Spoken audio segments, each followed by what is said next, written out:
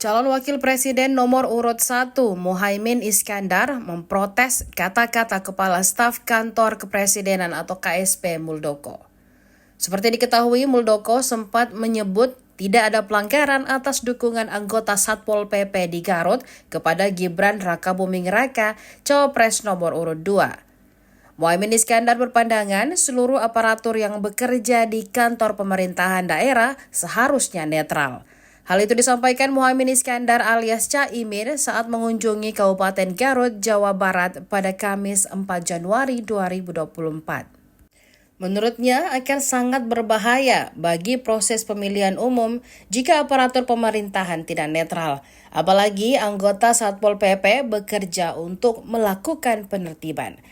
Caimin lantas menyebut apa yang dikatakan Muldoko telah menyakiti hati nurani dan etika.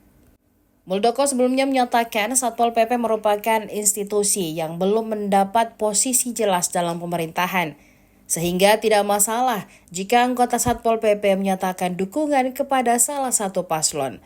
Muldoko justru merasa prihatin dengan nasib Satpol PP saat ini, sebab dirinya pernah mendapat keluhan dari Satpol PP yang mengaku bingung dengan status mereka sebagai ASN atau pegawai pemerintahan dengan perjanjian kerja atau P3K.